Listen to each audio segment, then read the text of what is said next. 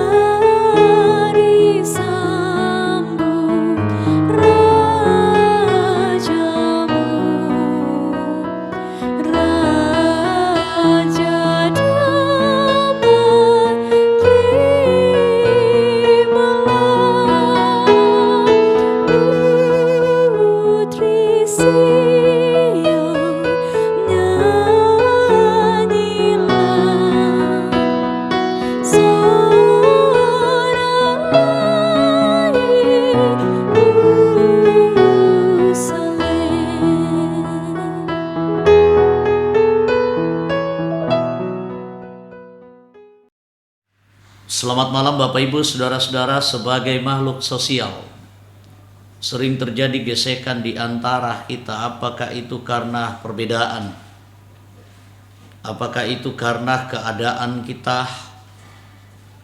Bahkan mungkin itu biasa terjadi karena ada yang merasa lebih baik, dan karena juga sikap egois orang yang satu dengan orang yang lainnya. Tetapi bagaimanapun, fakta kita, keadaan kita memang adalah perbedaan. Dan bagaimana mengelola perbedaan itu, termasuk dalam kehidupan kita bersama sebagai anak-anak Tuhan, sebagai orang percaya. Tak terkecuali juga di dalam kehidupan keluarga anak-anak Tuhan. Potensi membuat gesekan itu selalu ada. Tetapi sebagai anak-anak Tuhan, kita bisa mengelola kehidupan bersama itu supaya semakin lebih baik.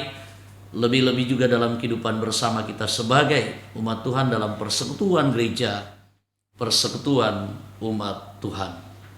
Begitu sangat indah sebuah lagu rohani yang berjudul Satukanlah Hati Kami. Coba kita dengarkan lagu Satukanlah Hati Kami.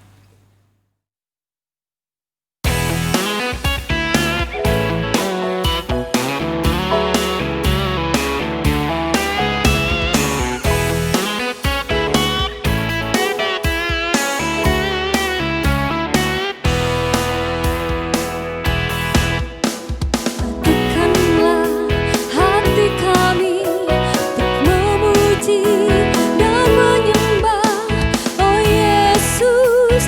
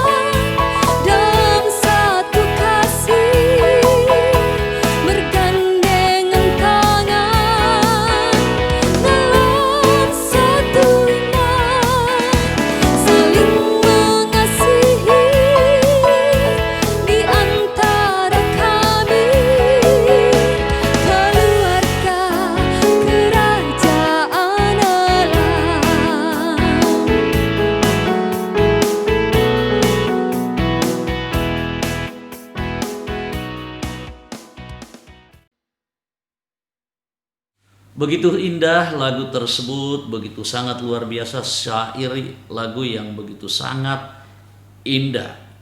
Ada kebersamaan, ada kasih, ada kesatuan sebagai orang-orang percaya.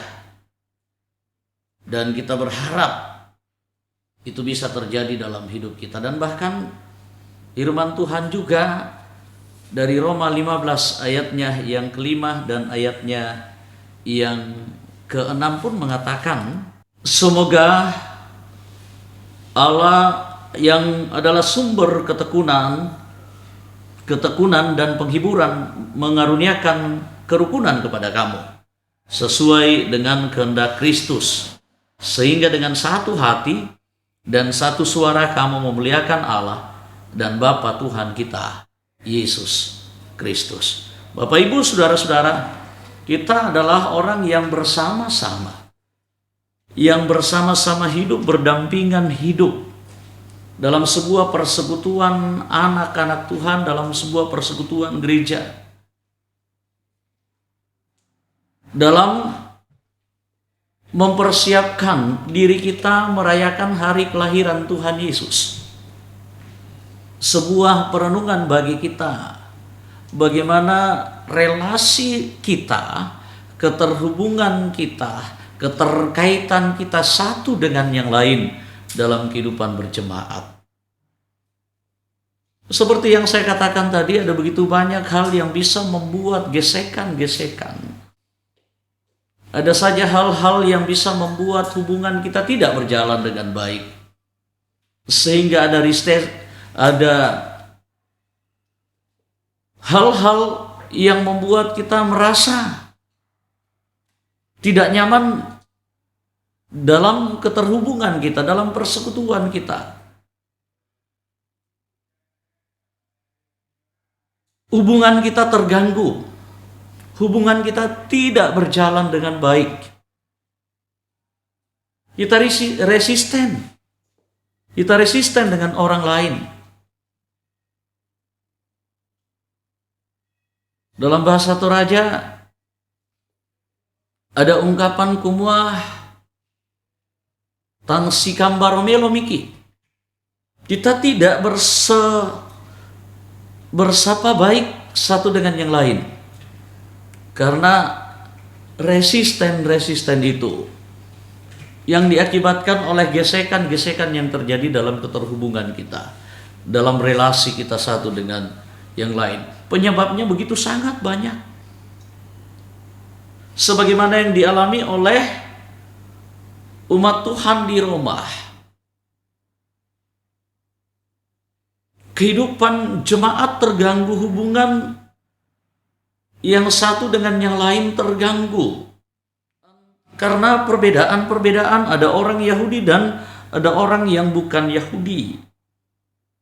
Karena mungkin kelompok ini merasa lebih baik daripada kelompok yang non-Yahudi.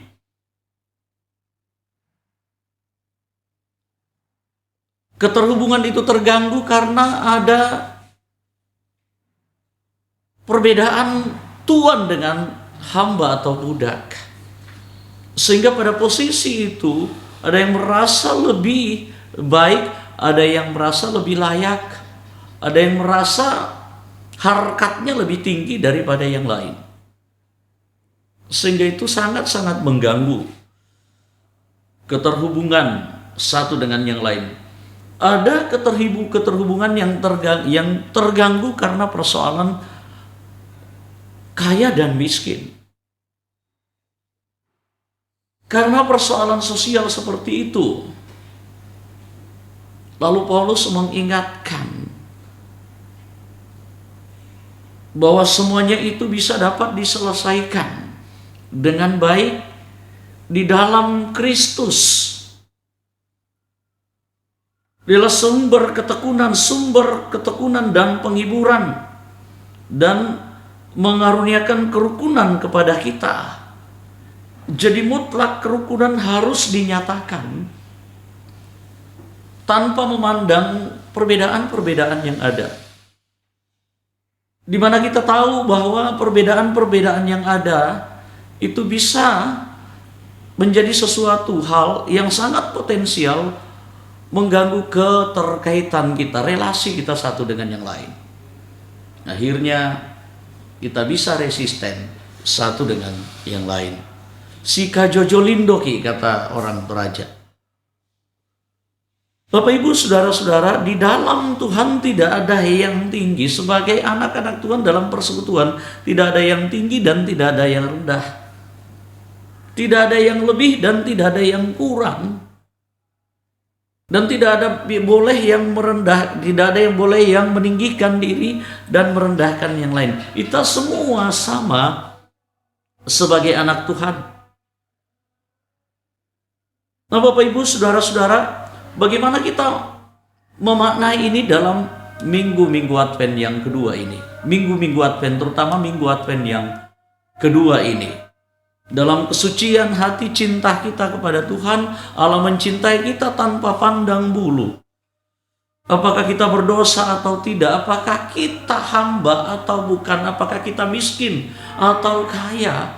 Apakah kita dari suku ini atau dari suku yang itu? Semua sama di hadapan Tuhan. Kita adalah orang-orang yang menjadi sasaran kasih Tuhan. Sehingga yang kita perlu persiapkan pada saat ini dalam memaknai minggu Advent yang kedua ini, bagaimana memanfaatkan perbedaan, melihat perbedaan sebagai hal yang potensial untuk bersatu dengan saling memahami. Itu yang harus kita persiapkan. Dan melihat hal-hal yang selama ini memunculkan gesekan yang ada, saatnya semuanya kita tanggalkan. Betapa indahnya kita bersama-sama, sehati sepikir, dalam memuji dan memuliakan Tuhan, dalam hidup bersama sebagai anak-anak Tuhan, dalam persekutuan yang bersama-sama sedang menanti akan memperingati hari kelahiran Tuhan Yesus. Sedang bersama-sama akan bernatal. Dan kita sedang diberikan kesempatan untuk merenungkan itu dan mempersiapkan diri untuk itu. Betapa indahnya yang disampaikan firman Tuhan dalam Mazmur 133. Sungguh alangkah baik dan alangkah indah, alangkah baik, sungguh alangkah baik. Itu disampaikan oleh Mazmur 133. Persaudaraan yang rukun, benar-benar indah. Dan di manakah semua umat Tuhan yang hidup bersaudara sehati sepikir, hidup rukun memuji memuliakan Tuhan. Di situ Tuhan akan mendatangkan berkat dan sukacita yang berkelimpahan. Mari Bapak Ibu saudara-saudara, kita nyatakan hidup seperti itu sambil menanti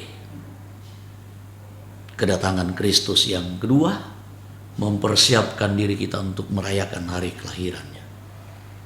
Roh Kudus memberkati. Amin.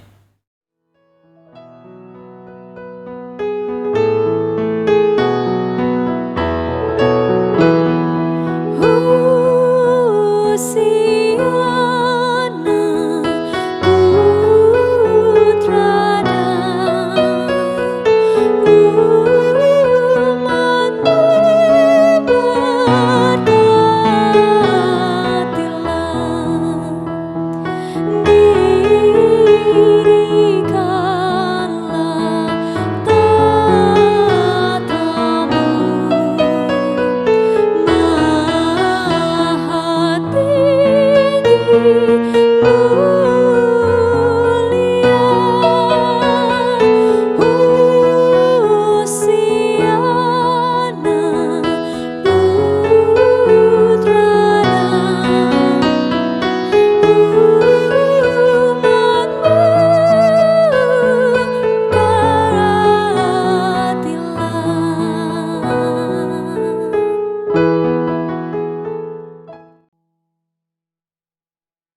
Mari kita bersyukur Bapak Ibu, kita berdoa.